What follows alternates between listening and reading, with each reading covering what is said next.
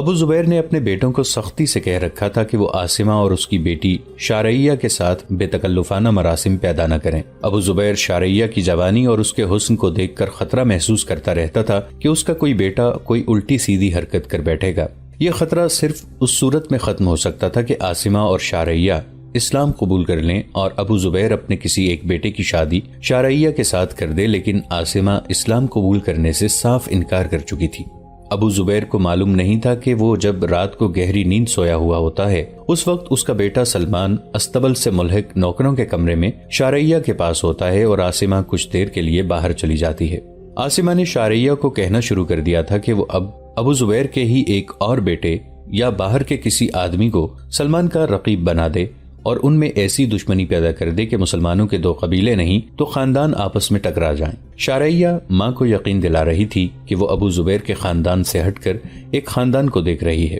حضرت عمر رضی اللہ عنہ کے ایک حکم نے اس خطرے کو ختم کر دیا، لیکن خطرے میں اضافے کا امکان بھی تھا۔ حکم یہ تھا کہ مرتدین کے جن افراد کو غلام اور لونڈیاں بنایا گیا تھا انہیں آزاد کر کے ان کے رشتہ داروں کے حوالے کر دیا جائے۔ ہم پہلی بھی بیان کر چکے ہیں کہ اس حکم پر ان لوگوں نے اعتراض کیا تھا جن کے پاس غلام اور لونڈیاں تھیں۔ اس کی اجازت خلیفہ اول حضرت ابو بکر رضی اللہ عنہ نے دی تھی، لیکن خلیفہ دوم حضرت عمر رضی اللہ عنہ کی سیاست کچھ اور تھی۔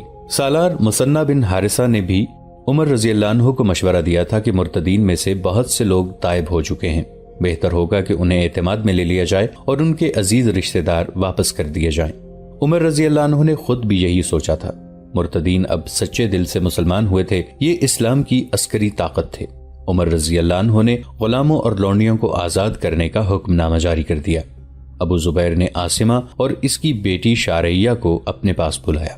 آج سے تم اس گھر کی لونڈیاں نہیں ہو، ابو زبیر نے انہیں کہا۔ تم نے خلیفہ کا حکم سن لیا ہے، لیکن میں تمہیں گھر سے نہیں نکال سکتا۔ تم یہ بتاؤ کہ میں تمہیں کس کے حوالے کروں؟ اپنا کوئی قریبی رشتہ دار بتاؤ، میں تمہیں وہاں چھوڑاؤں گا۔ یہ میں 1-2 روز بعد بتا سکوں گی، عاصمہ نے کہا۔ میرا دور کا ایک رشتہ دار مدینہ میں ہے، اس نے اسلام قبول کر لیا ہے اور اس نے کچھ عرصہ پہلے یہاں سے ایک گھوڑا بھی خریدا تھا۔ عاصمہ اسی روز ابن داؤد سے ملی۔ ابن داؤد ابھی مدینہ میں تھا۔ اب وہ حبیب بن کعب کے گھر نہیں بلکہ ایک دوست کے گھر رہتا تھا۔ اس کا یہ دوست دراصل یہودی تھا جس نے اپنے آپ کو مسلمان ظاہر کر رکھا تھا۔ وہ بڑھئی کا کام کرتا تھا، وہ مدینہ کا رہنے والا نہیں تھا۔ کوئی دور دراز کا گاؤں بتاتا تھا جہاں سے وہ روزی کمانے کے لیے مدینہ آیا اور یہیں آباد ہو گیا تھا۔ شارعیہ کی ملاقاتیں عاصمہ نے ابن داؤد سے بھی کرائیں تھیں۔ ابن داؤد نے شارعیہ کو بتایا کہ اس نے مسلمانوں سے اپنے باپ اور 2 ماموں کے خون کا انتقام لینا ہے اور اسلام کو تخریب کاری سے تباہ کرنا ہے۔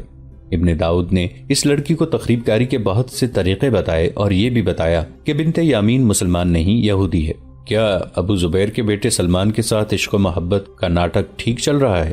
ابن داؤد نے اس سے پوچھا۔ وہ تو میرے عشق میں پاگل ہوا جا رہا ہے، شارعیہ نے ہنستے ہوئے جواب دیا تھا، لیکن اس کے باپ نے حکم دے رکھا ہے کہ میرے ساتھ اس کا کوئی بیٹا شادی نہیں کر سکتا۔ سلمان کہتا ہے کہ باپ نے شادی کی اجازت نہ دی تو وہ مجھے ساتھ لے کر مدینہ سے ہمیشہ کے لیے نکل جائے گا۔ میں بتا نہیں سکتی کہ اس کی حالت کیا ہو رہی ہوگی۔ اب ایسے ہی ایک اور نوجوان کو پاگل کر دو، ابن داؤد نے کہا۔ میں تمہیں بتاتا ہوں وہ کون ہے۔ ابن داؤد نے اسے ایک نوجوان کا نام اور خاندان بتا کر کہا، اسے سلمان سے ٹکر کرا دو، پھر سلمان کے باپ کے کان میں ڈال دو کہ اس خاندان کے اس لڑکے نے تم پر دست درازی کی ہے۔ ابن داؤد نے اسے کچھ اور ہدایات بھی دی تھی۔ تم دیکھتے چلو ابن داؤد، شارعیہ نے کہا تھا، میں گھر کی دیواروں کے اندر رہ کر مدینہ میں خون کی ندیاں بہا دوں گی۔ ذہن میں ایک سوچ اور مقصد رکھو، ابن داؤد نے کہا تھا۔ مقصد یہ ہے کہ ہمیں مسلمانوں کے جاہلیت کے انہی اندھیروں میں واپس دھکیلنا ہے جہاں سے انہیں محمد صلی اللہ علیہ وسلم نے نکالا تھا۔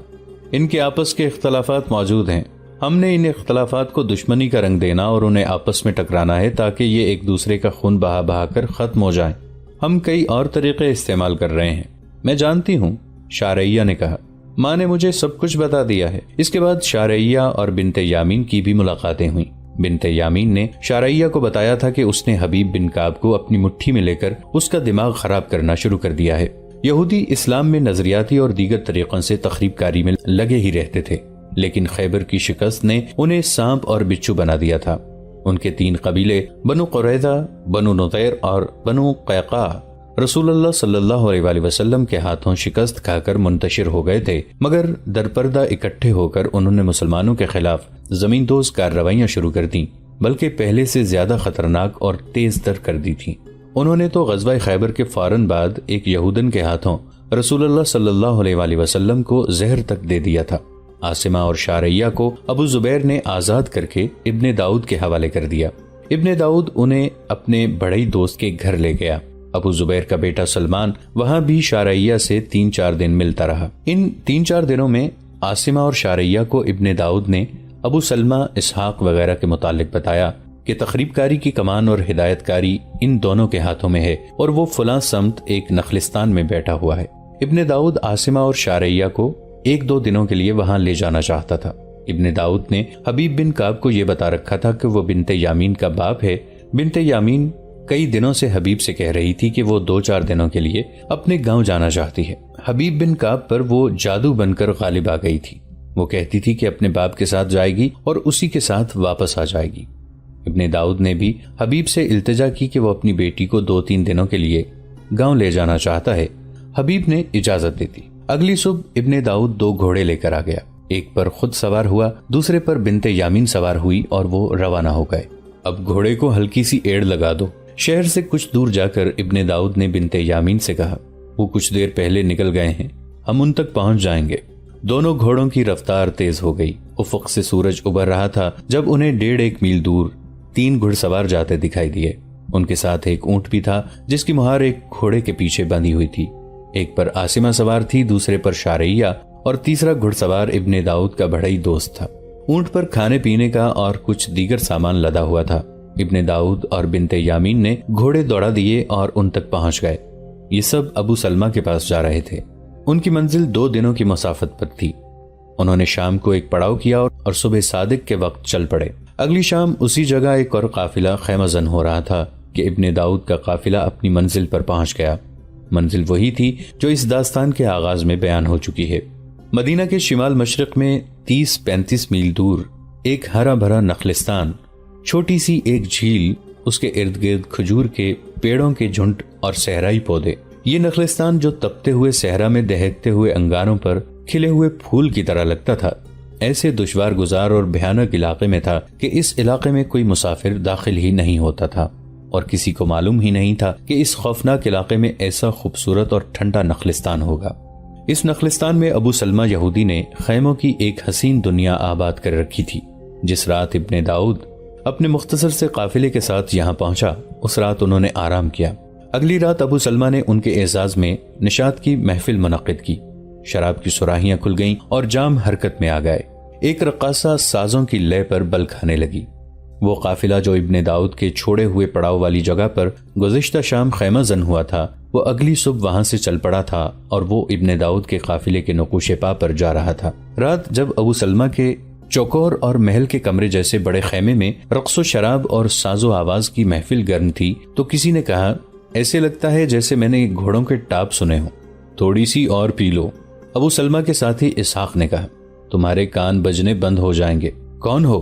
باہر سے کسی کی آواز سنائی دی۔ خاموش۔ کسی اور کی آواز آئی۔ اس کے ساتھ ہی کسی نے بلند آواز سے کہا، جہاں ہو وہیں رہو، تم سب گھیرے میں ہو۔ بڑے خیمے کے اندر ساز اور دف خاموش ہو گئے۔ رقاصہ جہاں تھی وہیں بت بن گئی۔ ڈراؤنا سا سناٹا طاری ہو گیا۔ صحرائی قزاق۔ ابو سلمہ نے آہستہ سے کہا۔ اس کمرے جیسے خیمے کے 2 دروازے تھے۔ دونوں طرف سے آدمی اندر آنے لگے۔ ہر ایک کے ہاتھ میں ننگی تلوار تھی۔ ان میں ایک ابو زبیر، اس کا بیٹا سلمان اور 3 اور بیٹے تھے۔ حبیب بن کعب تھا اور 4 اس کے دوست تھے۔ بنت یامین، حبیب نے اپنی بیوی سے پوچھا، تم تو اپنے گاؤں جانا چاہتی تھی، یہاں کیسے آ گئیں؟ کیا ابن داؤد تمہارا باپ ہے؟ کیا تم مسلمان ہو؟ بنت یامین کا منہ حیرت اور خوف سے کھل گیا تھا۔ وہ کچھ بول نہ سکی۔ حبیب کے ہاتھ میں تلوار تھی۔ وہ آہستہ آہستہ بنت یامین کے قریب گیا۔ فانوسوں کی روشنی میں حبیب کی تلوار آسمانی بجلی کی طرح چمکی اور دوسرے لمحے بنت یامین کا سر فرش پر گرا اور دھڑ الگ گرا۔ رقاصہ اور اس کی ساتھی لڑکیوں کی چیخیں نکل گئیں۔ شارعیہ، ابو زبیر نے کہا، تم ان سے الگ ہٹ جاؤ، ادھر آ جاؤ۔ شارعیہ تیز تیز چلتی ابو زبیر کے ساتھ جا کھڑی ہوئی۔ بدتینت لڑکی، ابن داؤد نے دانت پیستے ہوئے شارعیہ سے کہا، انہیں تو یہاں لائی ہے، یہ کرتوت تیری ہی ہو سکتی ہے، کیا یہ سچ ہے؟ عاصمہ نے شارعیہ سے پوچھا، کیا تو نے مخبری کی ہے؟ کیا تو نے اپنی ماں کو بھی دھوکہ دیا ہے؟ غدار! وہ درندوں کی طرح پنجے آگے کر کے اور غصے سے دانت نکال کر شارعیہ کی طرف بڑھی۔ میں تیرا گلا گونٹ دوں گی۔ وہ شارعیہ پر جھپٹنے ہی لگی تھی کہ ابو زبیر کی تلوار کے بھرپور وار نے اس کے سر اور جسم کا رشتہ کاٹ دیا۔ باقی سب سن لو، شارعیہ نے کہا، ان سب کو میں یہاں لائی ہوں۔ ابن داؤد نے سارا راز مجھے دیا تھا۔ تم بدقسمت ہو لڑکی، ابن داؤد نے کہا، تمہیں جو دولت ہم سے ملنی تھی وہ تمہیں ان لوگوں سے نہیں مل سکتی۔ مجھے جو دولت ان لوگوں سے ملی ہے وہ تم نہیں دے سکتے، شارعیہ نے کہا۔ میری ماں ان کی لونڈی تھی، میں ان کی لونڈی تھی۔ ابو زبیر اس کے بیٹے ہمارے ساتھ جو سلوک چاہتے کر سکتے تھے، لیکن انہوں نے ہمیں حقیر نہ جانا بلکہ ہمیں اپنے گھر کے فرد جیسی عزت دی۔ کیا آپ نہیں جانتے کہ غلاموں کے ساتھ آقا کیا سلوک کرتے ہیں؟ مجھ جیسی خوبصورت اور جوان لونڈی کو نہ ابو زبیر نے نہ اس کے بیٹوں نے بری نظر سے دیکھا۔ یہ سلمان کھڑا ہے، میں اسے چاہنے لگی، ہم راتوں کو ملتے رہے۔ میرا جسم تو غلام تھا ہی، میرا دل بھی اس کا غلام ہو گیا ہے، لیکن اس نے میرے جسم کے ساتھ کوئی دلچسپی نہیں رکھی۔ یہ کہتا تھا کہ مسلمان ہو جاؤ، پھر میں باپ سے اجازت لے کر تمہارے ساتھ شادی کروں گا۔ شارعیہ جوش و خروش سے بولے جا رہی تھی اور سب خاموشی سے سن رہے تھے۔ صحرا کی خنکرات گزرتی جا رہی تھی۔ اور ایک تم ہو جو میرے حسن اور جوانی سے اپنے مقاصد کی تکمیل کرنا چاہتے ہو، شارعیہ کہہ رہی تھی۔ ابن داؤد کو میں اپنا باپ سمجھتی تھی۔ اس نے 2 بار مجھے ہوس کا نشانہ بنانے کی کوشش کی، لیکن میں نے اسے ٹال دیا۔ میں بہت دن پہلے مسلمان ہو چکی تھی، مگر میری ماں نے مجھے کسی اور راستے پر چلانے کی باتیں شروع کر دیں اور ابن داؤد نے مجھے سبق دینے شروع کر دیے۔ میں نے ارادہ کر لیا کہ ان سے سارا راز لے لوں، پھر کچھ کر کے دکھاؤں گی اور اسلام قبول کر کے مسلمان کی بیوی بن جاؤں گی۔ میں نے راز لے لیا، اس جگہ کا فاصلہ معلوم کر لیا، سمت پوچھ لی اور سلمان کو بتایا۔ سلمان نے اپنے باپ کو بتایا، پھر حبیب کو بتایا کہ وہ جال میں آیا ہوا ہے۔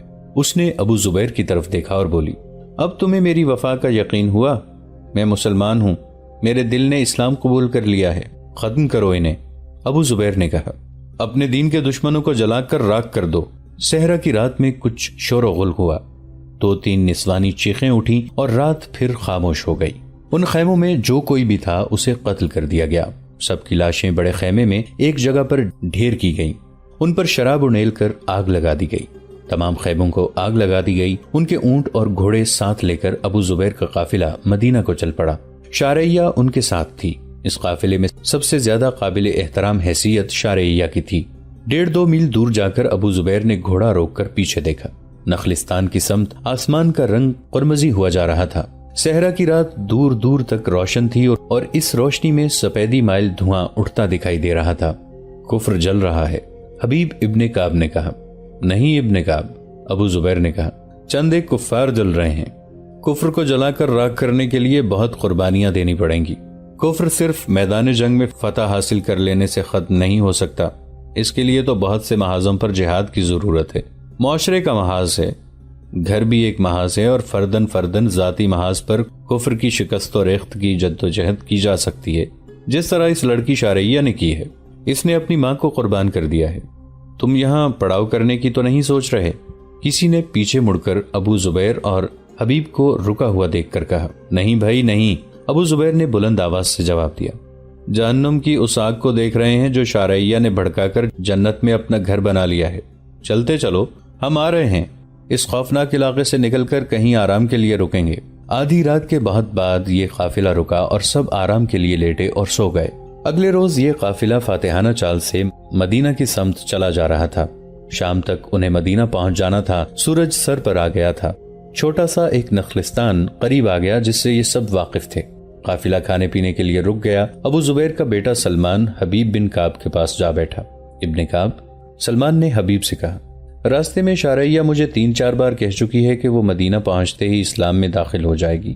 یہ پوچھتی ہے کہ اسلام قبول کرنے کا کوئی خاص طریقہ ہے یا اس کا یہ کہہ دینا ہی کافی ہے کہ آج سے وہ مسلمان ہے۔ کیا تم نہیں جانتے اسلام کی قبولیت کا طریقہ کیا ہے؟ حبیب نے کہا، اگر یہ لڑکی اتنی بے تاب ہے تو یہ کام یہیں ہو سکتا ہے۔ حبیب اٹھ کھڑا ہوا اور قافلے سے مخاطب ہو کر پوچھا، اس قافلے کا امیر کون ہے؟ اس کی کیا ضرورت آ پڑی ہے؟ ایک آدمی نے پوچھا۔ یہ لڑکی اسلام قبول کرنے کو بے تاب ہے، حبیب نے جواب دیا۔ یہ کار خیر امیر کارواں ہی کر سکتا ہے۔ تقریباً سب کی نظریں ابو زبیر کی طرف اٹھیں۔ خدا کی قسم، حبیب کے ایک دوست نے کہا، جس قافلے میں ابو زبیر ہو وہاں اور کون کارواں کی امارت کا دعویٰ کر سکتا ہے، اور یہاں شاید کوئی بھی نہیں جو ابو زبیر کی امارت کی مخالفت کرے گا۔ کسی اور نے کہا۔ سب نے فردن فردن ابو زبیر کو قافلے کا امیر تسلیم کر لیا۔ حبیب بن کعب نے شارعیہ کو اس کے سامنے بٹھا کر کہا کہ اسے مسلمان کریں۔ امیر امام بھی ہوتا تھا، نماز باجماعت کی امامت کے فرائض اس کے ذمے ہوتے تھے۔ شارعیہ، ابو زبیر نے پوچھا، کیا تو اپنی مرضی سے اسلام قبول کر رہی ہے؟ اپنی رضا و رغبت سے؟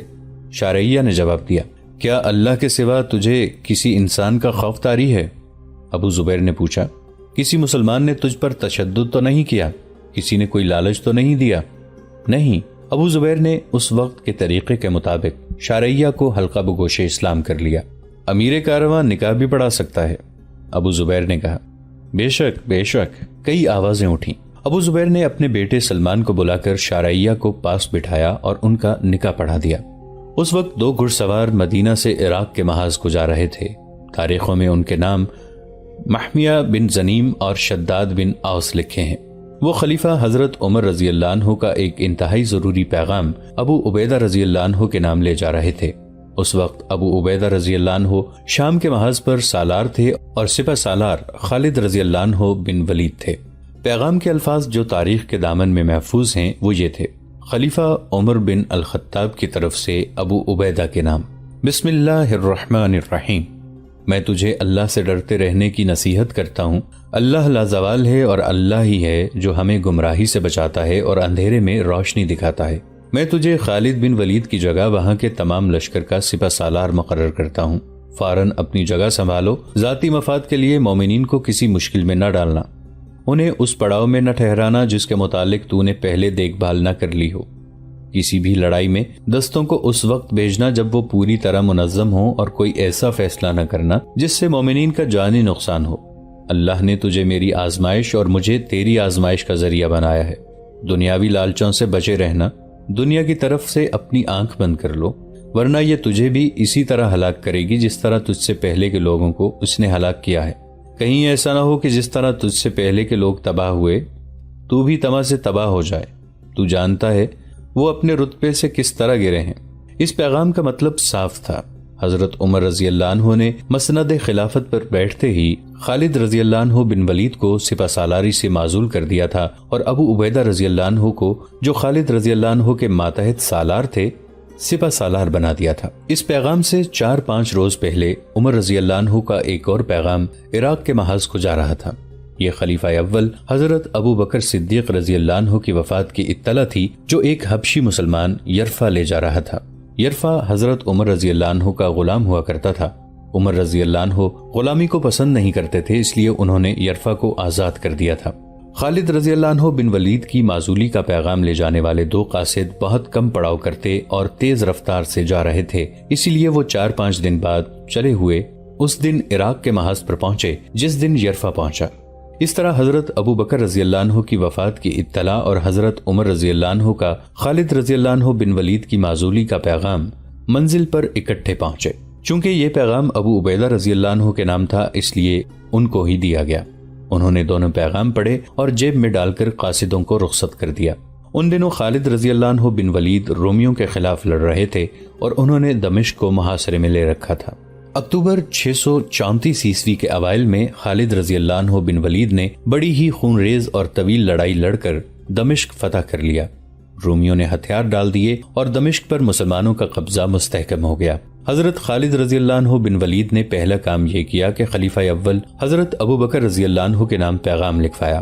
اس میں دمشق کی فتح کی خوشخبری تھی اور اس جنگ کی تفصیل لکھوائی جو انہوں نے جانوں کی بے دریغ قربانیاں دے کر جیتی تھی۔ مال غنیمت کی بھی تفصیل لکھوائی اور یہ بھی لکھوایا کہ مال غنیمت کا 5واں حصہ خلافت کے لیے چند دنوں میں بھیج دیا جائے گا۔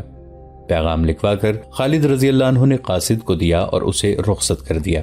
یہ پیغام حضرت ابو بکر رضی اللہ عنہ کے نام 1 اکتوبر 634 عیسوی بمطابق 2 شعبان 13 ہجری کے روز بھیجا جا رہا تھا۔ دوستو، آج کے لیے اتنا ہی۔ اسی کہانی کی اگلی قسط کے ساتھ بہت جلد حاضر ہوں گے۔ نیچے کامنٹ سیکشن میں اپنی رائے کا اظہار ضرور کیجیے گا۔ ہمارے اس چینل کو سبسکرائب کر کے نیچے موجود بیل آئیکن کو بھی ضرور کلک کیجیے گا۔ اگلی ملاقات تک کے لیے ہمارا اور آپ کا اللہ نگہبان۔